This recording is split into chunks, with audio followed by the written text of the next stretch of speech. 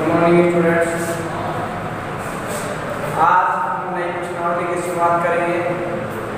नई प्रश्नावली है प्रश्नावली 8, जिसका नाम है ऊंचाई और दूरी, हाइट एंड डिस्टेंस। देखिए,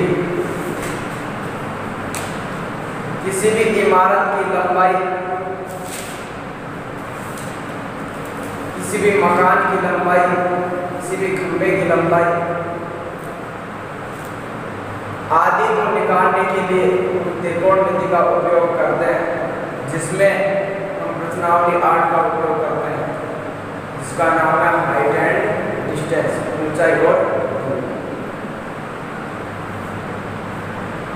तो देखिए, ऊंचाई और दूरी में हम दो कोणों का उपयोग करते हैं। कितने कोणों का उपयोग करते हैं? दो कोण। और दो कोण कौन कौन से हैं? एक तो है उन्नयन कोण और एक है अवनमन कोण। एक तो है उन्नयन कोण और एक अवनमन कोण। तो पहले देखेंगे उन्नयन कोण किसे कहते हैं, किस प्रकार से बनता है, और अवनमन कोण किसे कहते हैं, किस प्रकार से बनता है। तो देखेंगे, सबसे पहले हमारे पास उन्नयन कोण।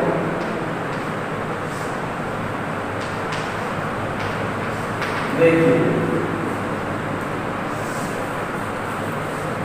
उन्नयन का यदि हम संधि विच्छेद कर रहे हैं तो ये आएगा प्लस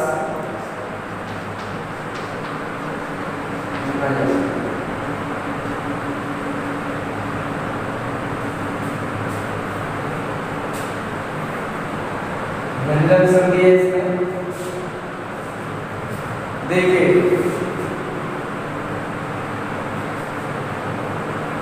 प्रथम वर्ग का अंतिम वर्ण होता है।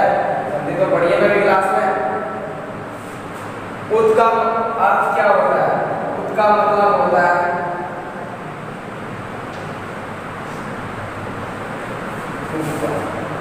और नयन का मतलब तो तुम जानते हो क्या होता है? हाँ, क्या होता है? अब जब हम आंख से ऊपर की ओर देखते हैं, कहाँ देखते हैं? ऊपर की ओर देखते हैं, तो हमारी आंख और जिस वस्तु को हम देख रहे हैं,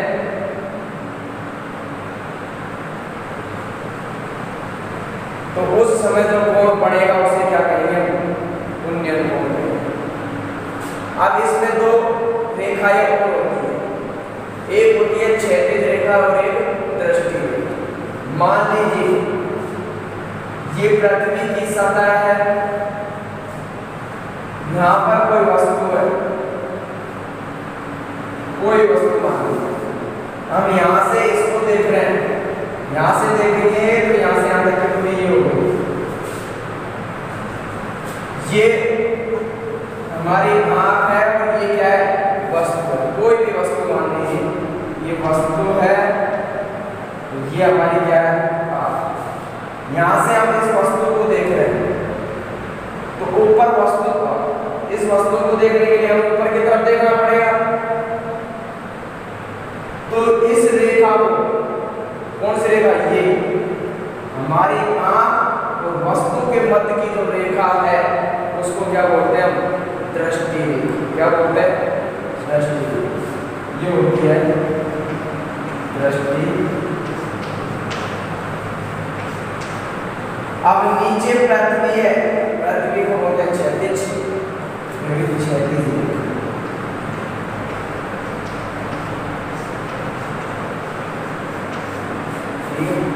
इसकी यहाँ से सीधी दूरी ये होगी। मैंने जब तुम्हें प्रश्नावली पढ़ाई तो मैंने बताया था कि त्रिकोणमिति में केवल एक ही त्रिभुज का उपयोग होता है, वो कौन सा होता है? समकोण। इसलिए ये कोण कौन सा हो जाएगा? इस कोण को तो मान लेते हैं क्या? अब परिभाषा हम बना सकते हैं। देखिए, किस प्रकार से परिभाषा बनेगी इसकी? क्षैतिज रेखा और दृष्टि रेखा के मध्य ऊपर की ओर बनने वाला कोण क्या कहलाता है? उन्नयन। क्षैतिज रेखा, दृष्टि रेखा, दोनों के मध्य कोण बन रहा है, और कहाँ पर है? इसके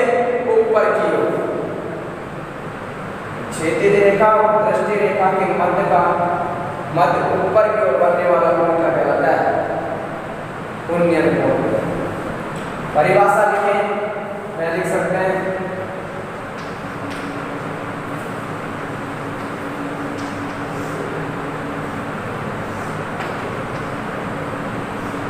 क्षैतिज रेखा और दृष्टि रेखा के मध्य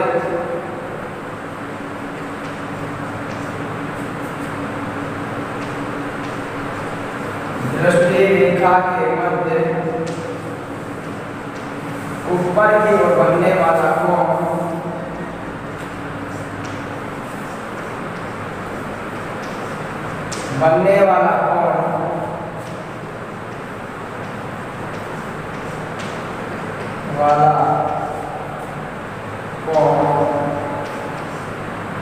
क्या कहलाता है? उन्नयन कोण।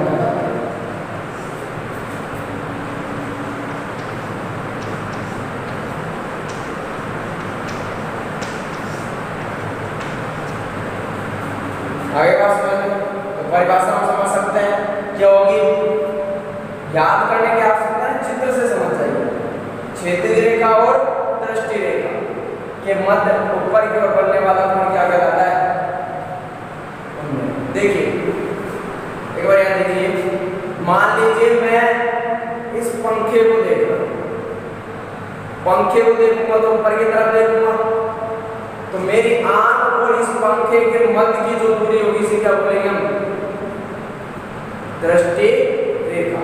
और मेरी आंख की सीध में जो सीधी रेखा जाएगी उसको क्या बोलेंगे?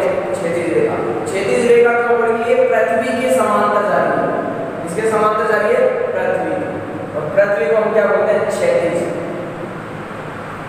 क्षैतिज रेखा और दृष्टि रेखा के मध्य ऊपर की ओर जो कोण बढ़ेगा उसे क्या बोलेंगे हम? इसमें देख रहे हैं मीन्स ऊपर, मीन्स आंख से ऊपर की तरफ देखेंगे तो क्या कौन सा कोण बढ़ेगा? कौन सा कोण बढ़ेगा? उन्नयन। आंख से ऊपर की ओर देखने पर कौन सा कोण बढ़ता है? किस किस के मध्य बढ़ता है? क्षैतिज रेखा और, तो ये हमारा कौन सा कोण हो गया? उन्नयन। एक कोण और होता है और दूसरा कोण है अवनमन। देखेंगे अवनमन।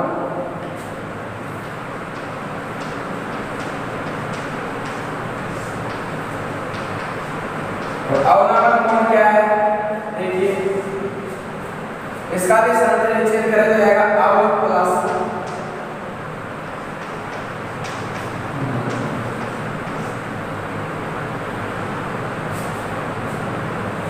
हमने एक पढ़ा है आरोही क्रम और एक अवरोही क्रम। आरोही का मतलब बढ़ते हुए, और बढ़ेंगे तो ऊपर की तरफ जाएंगे, फिर बढ़ेगा तो ऊपर की तरफ जाएंगे। और अवरोही का मतलब होता है घटता हुआ। अव का मतलब घटता हुआ, मतलब नीचे की तरफ। तो ये कौन सा होगा? अव का मतलब क्या होता है? नीचे। अव का अर्थ क्या होगा? नीचे। नमन का मतलब क्या होता है?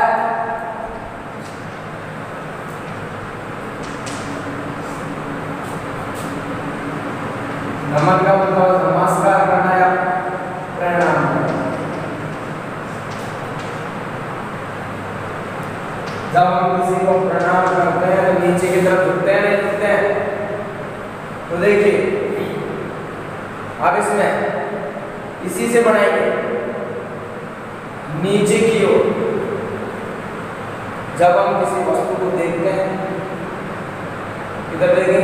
नीचे की तरफ। कैसे देखेंगे नीचे की तरफ? मान लीजिए हम किसी मकान के ऊपर, ठीक है, मकान के सामने से एक सड़क जा रही है, उस सड़क पर एक कार खड़ी है, मकान के ऊपर से किसको देख रहे हैं? कार। तो हमें कहाँ देखना पड़ेगा? नीचे देखना पड़ेगा, नहीं देखना पड़ेगा? वो ही पड़ेगी। हमारी आंख और कार के मध्य की रेखा क्या होगी? दृष्टि। देख रहे हैं और कौन सी रेखा होगी? दृष्टि। और जो पृथ्वी की समांतर रेखा होगी वो क्या होगी? क्षैतिज। ठीक है, तो दृष्टि रेखा और क्षैतिज रेखा के मध्य नीचे की ओर, पहले कहाँ बना था? ऊपर की ओर, अब कहाँ बनेगा? नीचे की ओर बनने वाला कोण क्या कहलाता है?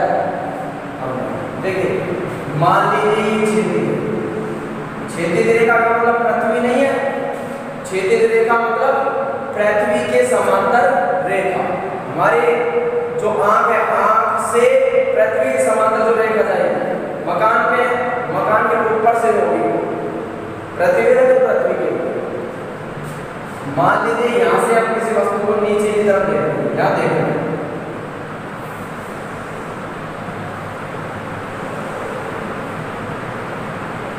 ये कौन सा होगा? अवनमन।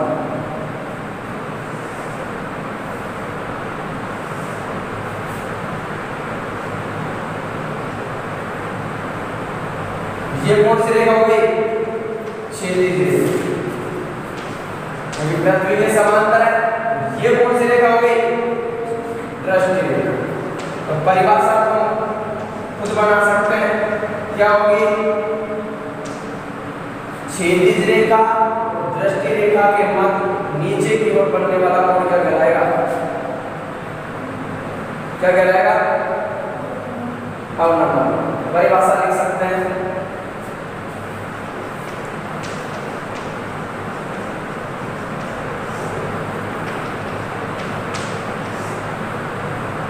क्षैतिज रेखा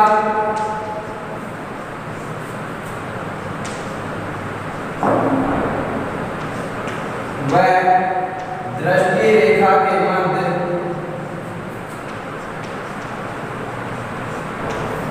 मध्य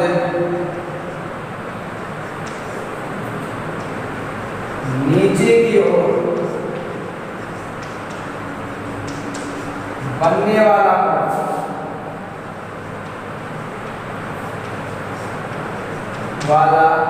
कोण क्या कहलाता है? अवनमन। अवनमन कोण कहलाता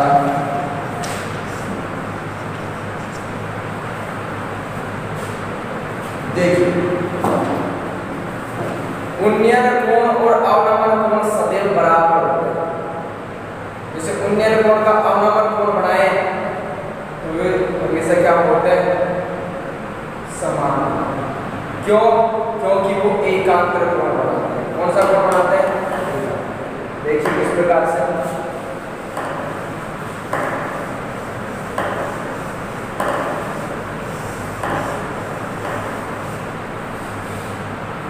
देखिए, मान लीजिए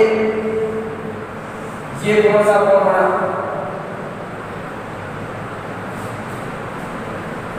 कौन सा कोण बना? उन्नयन।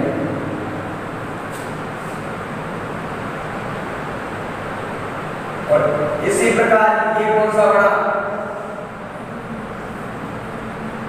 इसी का नीचे की तरफ हो गया, तो कौन सा कोण बना? तो ये कोण सदैव क्या होंगे? बराबर, क्योंकि कौन से कोण बन रहा है? ये जेड बन रहा है, नहीं बन रहा? इसलिए ये कौन से कोण होंगे? लिख लेंगे कि उन्नयन कोण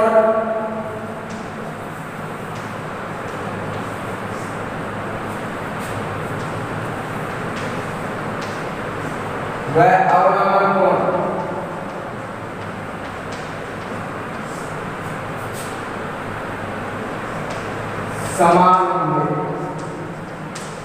समान होते हैं, क्योंकि ये एकांतर कोण बनाते हैं। कौन से कोण बनाते हैं?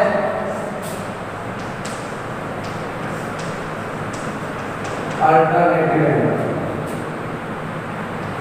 बनाते।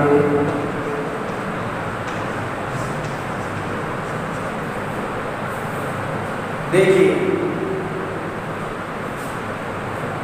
इसमें एक चीज याद रखने के लिए चलो, इसमें जितने कोण हमें दिए होंगे उतना चर मानना हो सकता, उतने क्या मानना जरूरी है? चर। और जितने चर हम मानेंगे उतने ही समीकरण बनने चाहिए। तभी जाके प्रश्न आता है। देखिए हमने पढ़ा दो चरों वाले रैखिक समीकरण, जैसे मैंने तुम्हें 9वीं क्लास में तुमने पढ़ा होगा x + y = 2 और 3x + 2y = 6। तो इसमें कितने चर हैं दोनों में? जब तक दो समीकरण नहीं बनेंगे तब तक ये हल नहीं होगा। और इनके मान भी कितने आएंगे?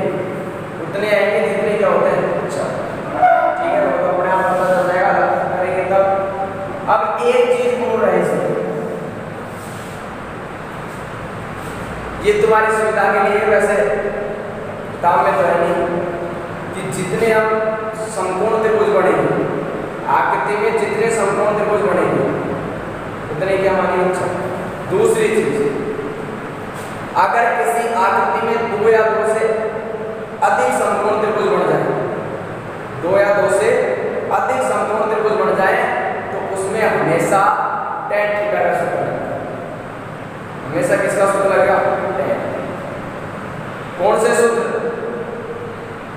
सूत्र कौन से बात कर रहा हूं मैं?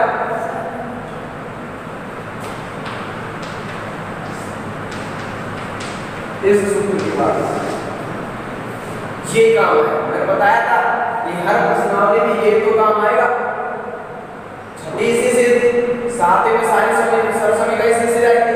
अब ये प्रश्नावली में किसी से, लेकिन ज्यादातर इसमें सूत्र लगेगा लंबवत आधार। कौन सी स्थिति में? जब 2 या 2 से अधिक समकोण त्रिभुज हो।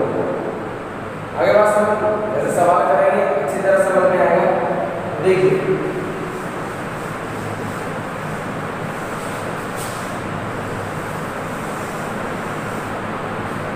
सवाल करते हैं। पहला सवाल देखिए, पहला सवाल है आया हुआ सवाल है, पहले आप सुन है। एक ऊर्ध्वाधर खंभे की परछाई खंभे की ऊंचाई की क्या है? बराबर। इस प्रश्नावली में एक ही बात इंपॉर्टेंट है, यदि हम आकृति सही बना सकते हैं तो सवाल पूरा सही कर सकते हैं। यहाँ मेन चीज यही है कि हम आकृति बनाएं। आकृति बनाना अगर आ गया प्रश्न से तो सवाल बहुत सरल है। ध्यान से समझें, प्रश्न को समझें और फिर बनाएं। देखिए क्या कह रहा है, मैं बोलता हूँ प्रश्न को, फिर ध्यान से देखिए। पहला मैं लिख देता हूँ, एक ऊर्ध्वाधर खंभे की, एक ऊर्ध्वाधर खंभे की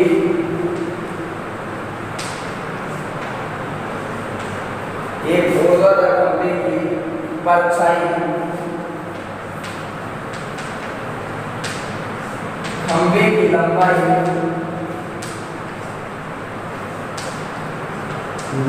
के बराबर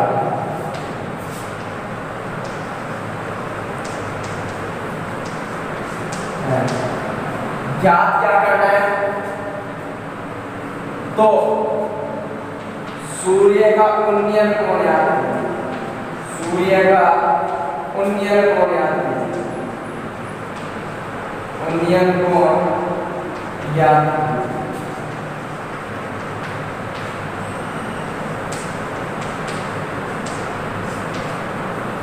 देखिए ध्यान से समझे, पहले समझ में आ जाएगा खुद ही करते हैं। देखिए मैंने तुम्हें वो सारी चीजें लिखाई है, जैसे साथ ही कुछ नाम मैंने पढ़ाई, नियम में मैंने तुम्हें लिखवाई इस तरह सभी का हल करना है। न तो कोई स्कूल में मिलेंगे, न किसी संजीव में मिलेंगे, न किसी पास न किताब में। ये मेरे खुद के द्वारा बनाए गए हैं, क्योंकि स्टूडेंट को सरलता इसलिए पहले समझें फिर उतारें। प्रश्न समझने की आवश्यकता है। कई बार हमें उत्तर तो याद होता है लेकिन हम हल नहीं करते, उसका आंसर दे नहीं पाते। क्यों? क्योंकि हमें प्रश्न समझ नहीं आता। और जैसे हम एग्जाम से बाहर आते हैं और बताते हैं इसमें तो ये उत्तर, ये उत्तर मेरे याद नहीं, मेरे याद क्यों गलत हुआ? क्योंकि प्रश्न को सही ढंग से समझते। तो देखिए एक ऊर्ध्वाधर खंभे की परछाई खंभे की लंबाई की क्या है? बराबर। मान लीजिए ये क्या है? खंभा, ठीक है, परछाई जमीन पर पड़ेगी, चाहे इधर बनाए चाहे इधर। मान लीजिए ये इसकी क्या होगी? परछाई।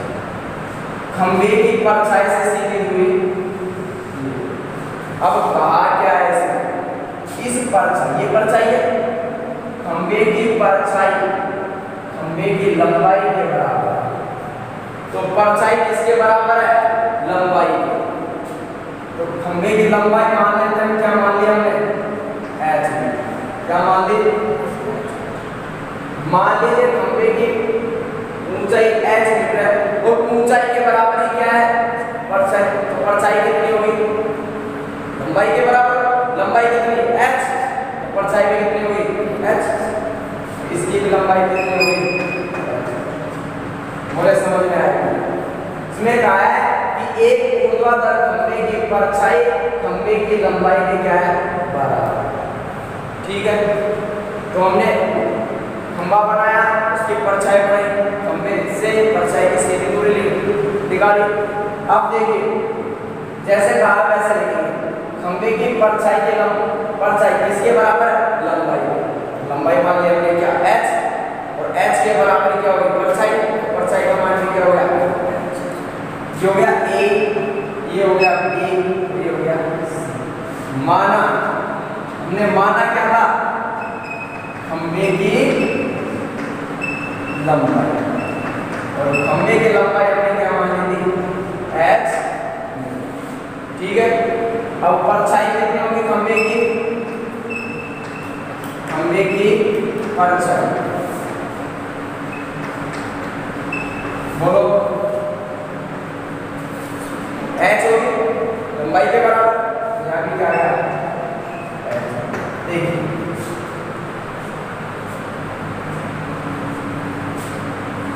तो हमें सूर्य का विज्ञान कोण ये आपका, ठीक है। देखिए एक त्रिभुज बना ए बी और खंभा बिल्कुल सीधा होता है, और सीधा होगा तो कितने डिग्री का कोण बना देगा? 90 डिग्री का। तो हम लिखेंगे समकोण त्रिभुज ए बी सी। अब देखिए सूत्र लगाना। अब हमें इस त्रिभुज में 3 भुजा होती है, मैंने पहले बताया। समकोण के सामने वाले भुजा का ये तो काट हो गई। अब लंब और आधार क्या क्या होगा इसमें? ये ध्यान देना। थीटा के सामने वाली भुजा क्या होती है? पहले दिन बताया था, थीटा के सामने वाली भुजा क्या होती है? लंब। क्या होती है? लंब। और बच गए वो भुजा क्या हो गई? आधार। अब हमें 2 मान दे रखे हैं, एक तो ये दे रखा है लंब, क्या दे रखा है? लंब। और एक क्या दे रखा है? आधार। लंब और आधार। और लंब और आधार का सूत्र कौन सा होगा इसमें? किसका होता है? tan थीटा का भी होता है, cos थीटा का भी होता है। क्योंकि लंब बटे आधार लिखेंगे तो tan और आधार बटे लंब लिखेंगे तो कोई सा भी लगा सकता है। मान लीजिए हमने क्या क्या देखा? एक तो लंब दे रखा है और एक आधार दे रखा है। एक तो लंब दे रखा है और एक क्या दे रखा है? आधार। और इसका सूत्र क्या हो गया? tan। ठीक है, लंब का मान रखो। लंब का मान क्या है? h। आधार का मान भी क्या है? h। और tan थीटा का मान याद करना ऐसे ही भाग देंगे, h में h का भाग देंगे, 1 बराबर tan। अब एक यहाँ tan में देखेंगे, tan कितने डिग्री का मान होता है? tan 45 डिग्री का मान होता है। tan 45 आ गया, बराबर क्या है? tan थीटा बराबर कितना था? क्योंकि tan से tan समान, गुणा करें तो tan और tan समान है, तो यहाँ तो बच गया कितने? 45। ये क्या हो गया? थीटा। तो थीटा बराबर कितना गया? 45। ये हमें आता है सूर्य का उन्नयन कोण,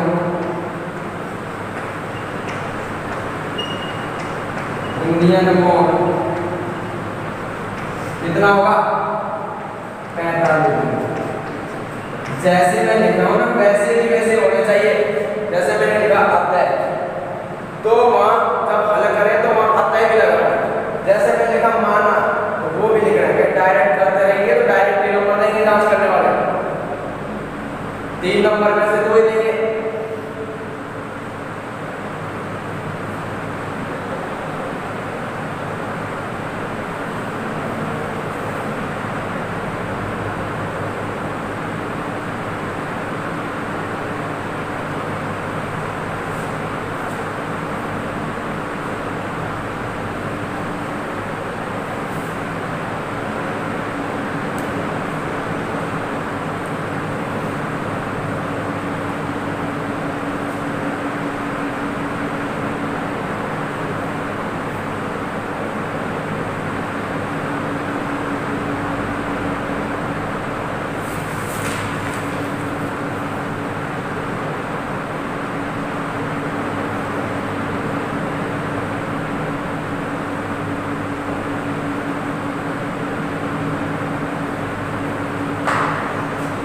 कोई चीज समझ में नहीं है तो पूछ सकते हैं कमेंट करके।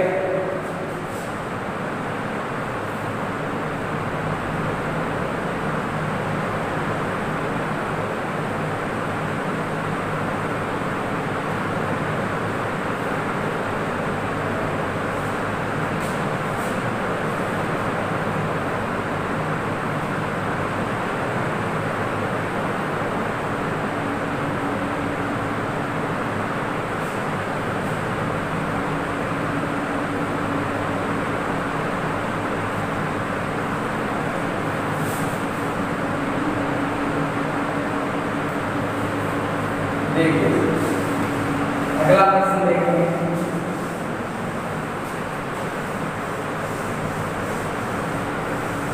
प्रश्न लिखता हूं मैं पहले। प्रश्न है ये, यदि एक मीनार के पाद, यदि एक मीनार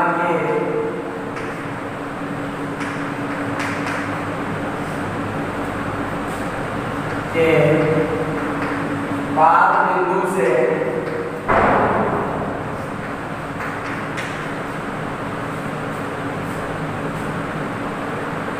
सौ मीटर की दूरी से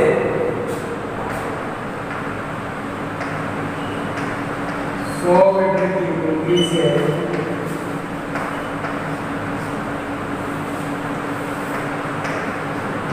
मीनार के शिखर का,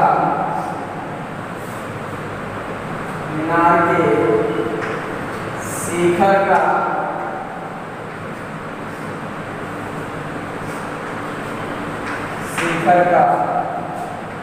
उन्नयन कोण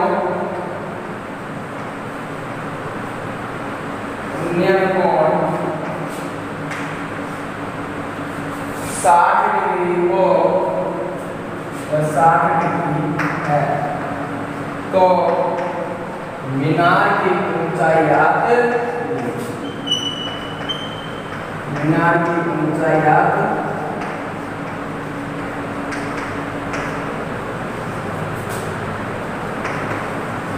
देखिए।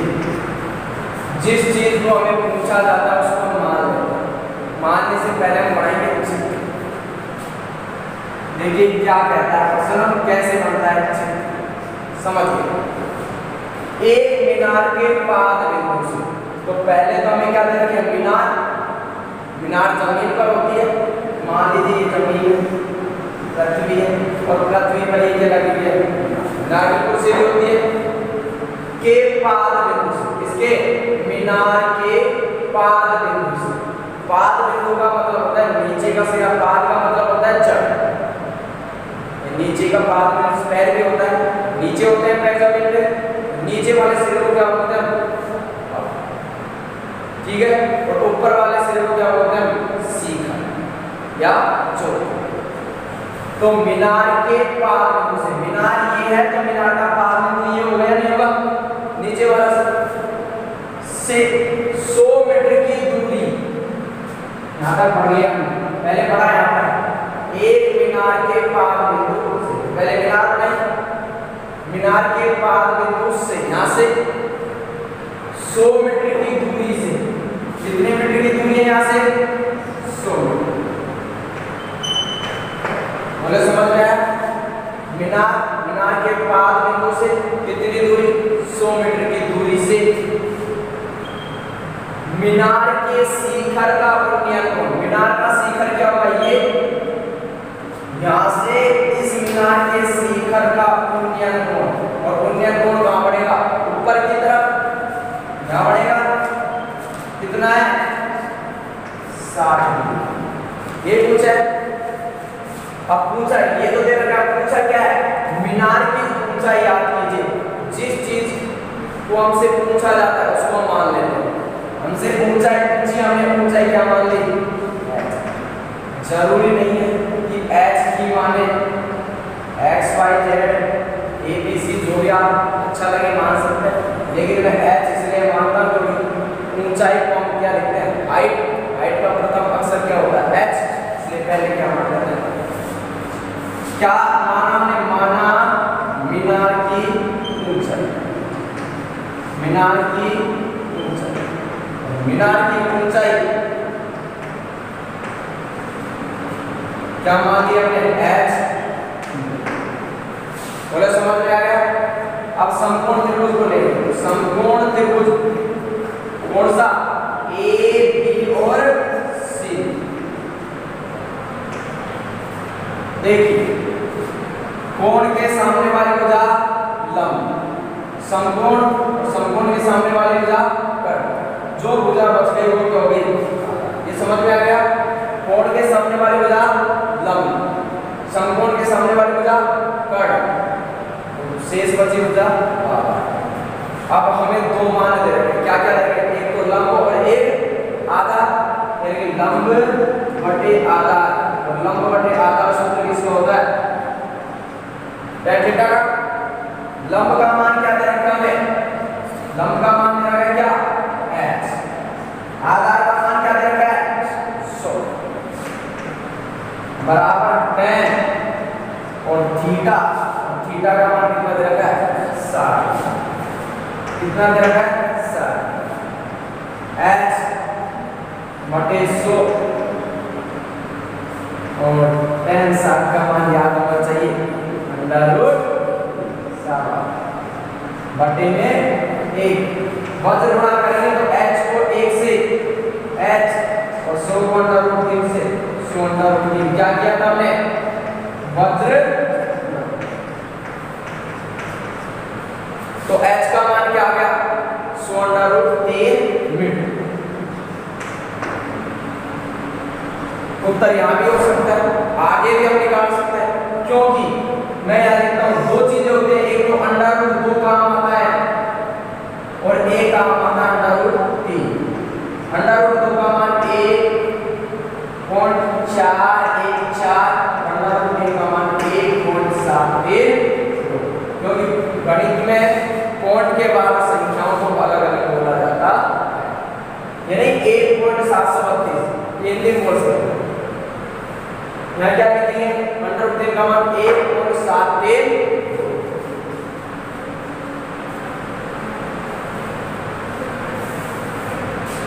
उतारेंगे, अतः लगा देंगे,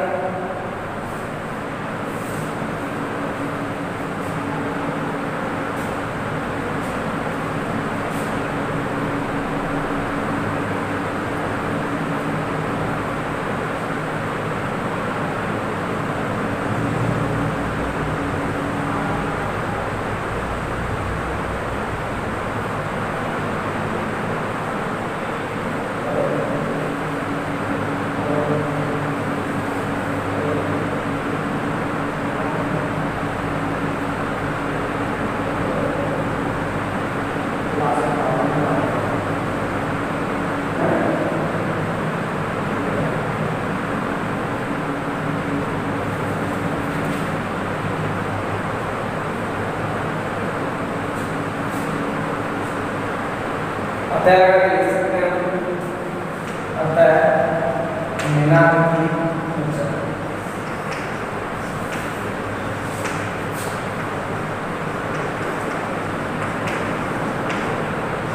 मीनार की ऊंचाई क्या होगी 100/3।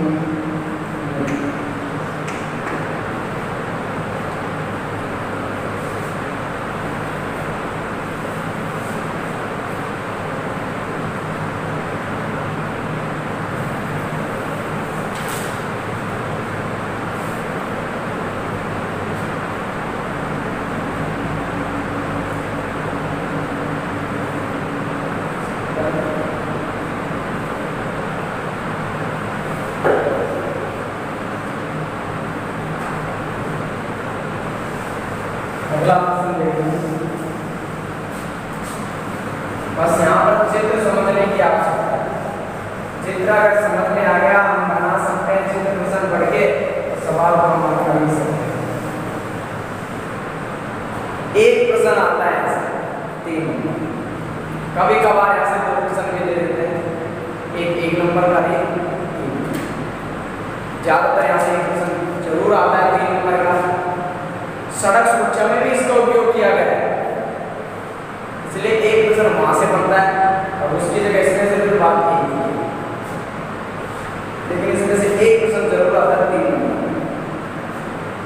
अब देखिए तीसरा प्रश्न है, 15 मीटर लंबी एक सीढ़ी एक ऊर्ध्वाधर दीवार के शिखर तक पहुंचती है। यदि यह सीढ़ी दीवार के साथ 60 डिग्री का कोण बनाती है तो दीवार की ऊंचाई 15 मीटर लंबी एक सीढ़ी, 15 मीटर लंबी एक सीढ़ी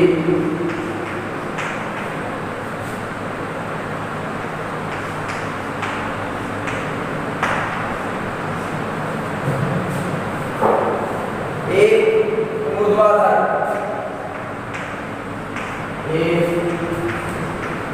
ऊर्ध्वाधर दीवार के शिखर तक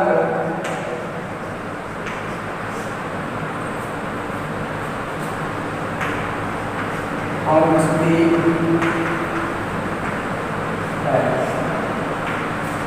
कहाँ तक पहुंचती है?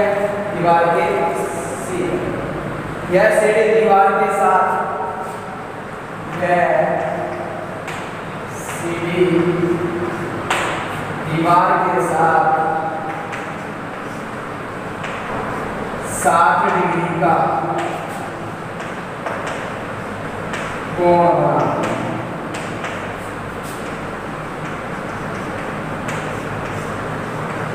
क्या करना है? तो दीवार की ऊंचाई आती है, तो दीवार की ऊंचाई आती है, क्या कीजिए ऊंचाई याद।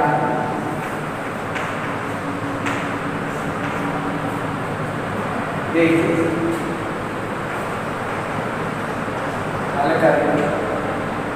यहाँ थोड़े से ध्यान देने की आवश्यकता नहीं, गलती कर देंगे।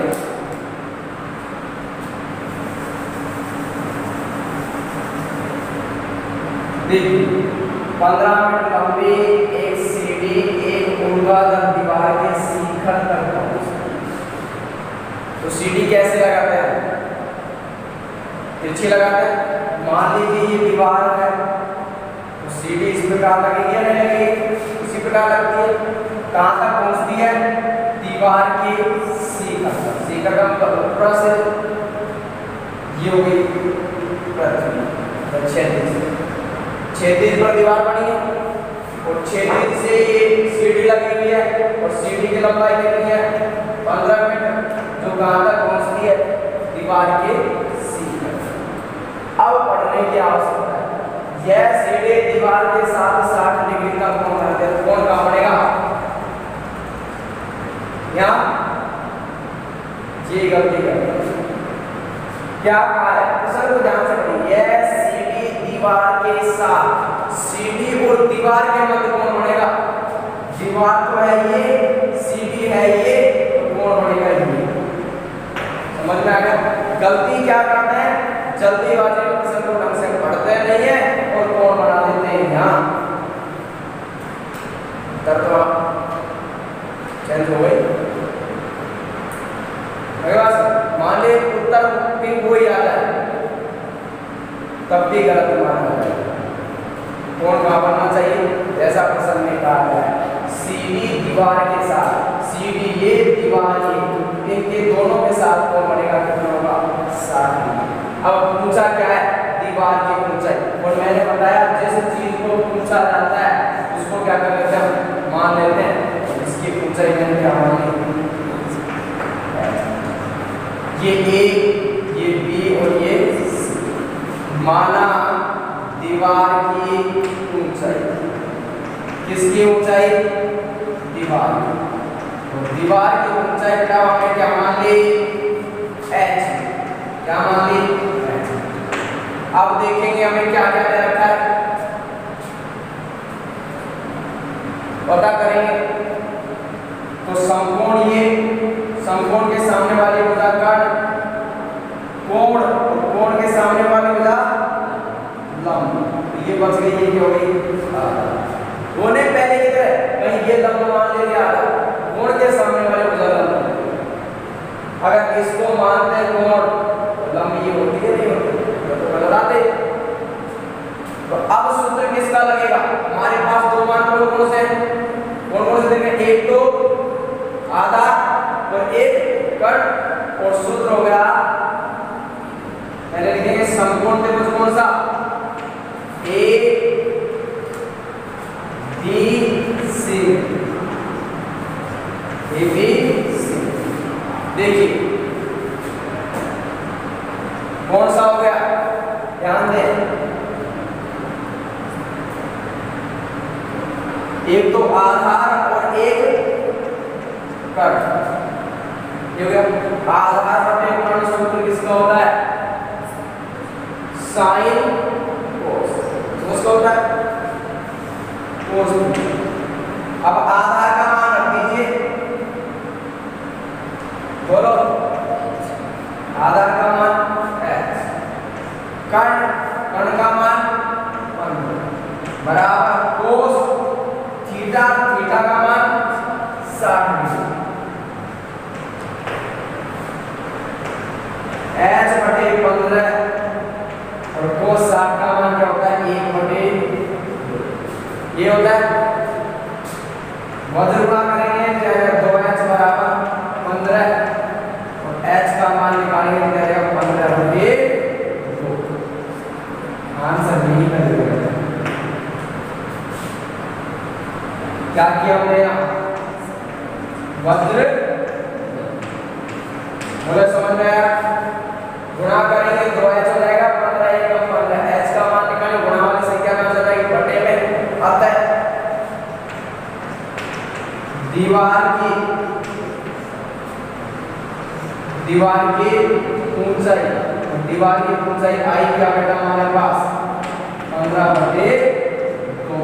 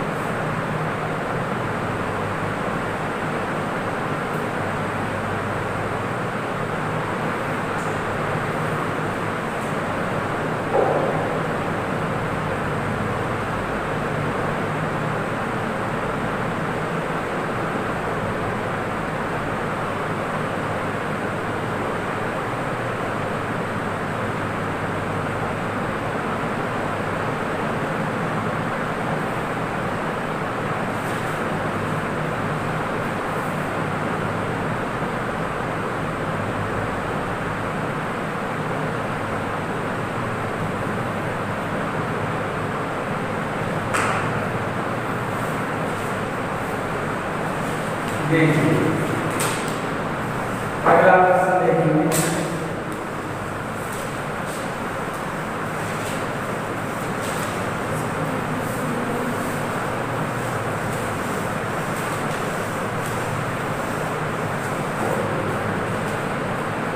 देखिए प्रश्न सरल है, एक सुनिए। 10 मीटर ऊंचे मीनार के शिखर से पृथ्वी के एक बिंदु का अवनमन को 30 डिग्री, बिंदु की मीनार के आधार से दूरी 100 मीटर 10 मीटर सोने 10 मीटर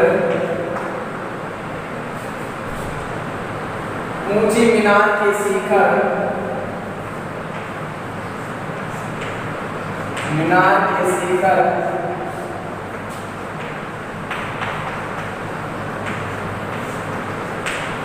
से पृथ्वी पर एक बिंदु पृथ्वी पर एक बिंदु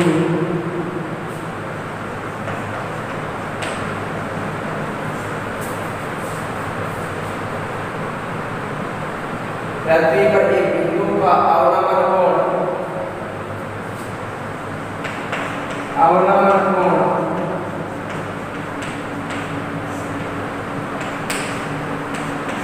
अवनमन कोण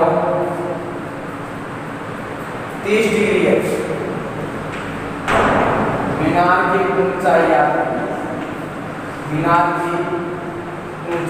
यहाँ पे चित्र समझने की आवश्यकता है, गलती कर नहीं, थोड़ा ध्यान देने की आवश्यकता है। देखिए क्या गलती करेंगे वो समझिए, हम गलती क्या कर सकते हैं। 10 मीटर ऊंची एक मीनार के शिखर से, मीनार है हमारे पास, ये पृथ्वी हो गई साहब, और मीनार लगी होती है पृथ्वी पर, कितने मीटर की ऊंचाई है 10 मीटर। मीनार की ऊंचाई थोड़ी ऊंची है, बिंदु की मीनार के आधार से थोड़ा सा 30 डिग्री है, इधर का है बिंदु की मीनार के आधार से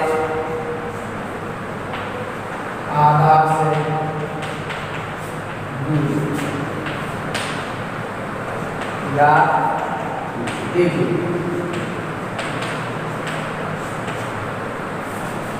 ये मीनार किस पर लगी होती है, पृथ्वी पर लगी होती है। अब यहां समझिए, देखिए क्या मीनार के शिखर से पृथ्वी पर एक बिंदु ये हो गया, शिखर ये हो गया, ये शिखर से बिंदु का अवनमन को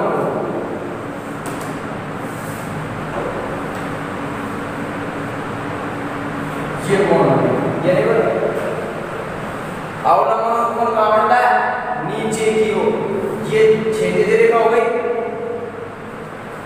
तो ये कितना हो गया 30। मीनार की ऊंचाई पहले से देखेंगे 10 मीटर, बिंदु की मीनार के आधार से दूरी याद कीजिए, मीनार के आधार से बिंदु की दूरी क्या होगी x, ये मान लीजिए। जब ये कोण 30 डिग्री है तो ये कितना होगा, क्या होगा 30 डिग्री। क्यों, मैंने पहले भी बताया अवनमन कोण कुंडलीय कोण के क्या होगा बराबर, क्योंकि ये कोण से कोण बनाते हैं साहब, कौन से कोण बना देते हैं एकांतर कोण, इसलिए ये और ये दोनों क्या हो गए लिख सकते हैं, ये A ये B ये C। देखिए माना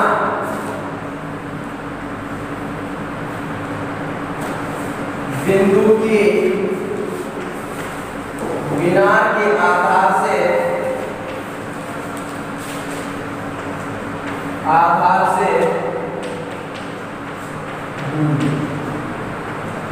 और बिंदु की मीनार के आधार से दूरी हमने क्या माने, x ये मानी थी।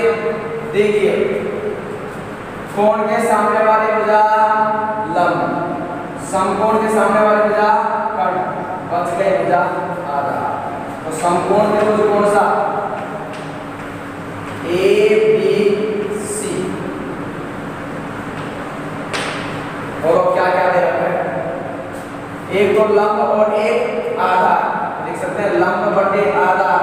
लंब बटे आधार का सूत्र किसका होता है? tan theta. लंब का मान दे रखा है हमको कितना? 10। कितना दे रखा है? 10 बटे आधार का मान क्या दे रखा है? x बराबर tan थीटा का मान कितना दे रखा है बेटा? 30। तो हमारे पास आ गया 10 बटे x बराबर tan 30 का मान, tan 30 का मान ए बटन पर उड़ती वज्र गुणा करेंगे, वज्र गुणा करेंगे तो क्या आएगा? x को 1 से गुणा करेंगे x, 10 को √3 से गुणा करेंगे 10 √3। अगर हमें प्रश्न में √3 का मान दिया हुआ हो तो हम प्रश्न में से मान रख सकते हैं। अतः क्या आ गया? अतः बिंदु की मीनार के आधार से दूरी, मीनार के आधार से दूरी दिख रहा है?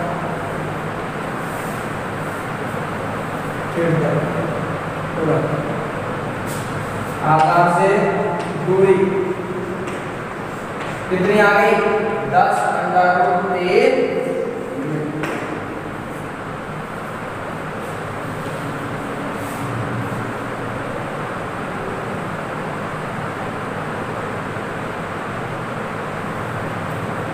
आज के लिए इतना ही काफी।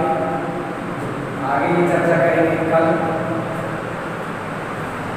जो भी अपने एजुकेशन को सब्सक्राइब लाइक करें। जय हिंद, जय भारत।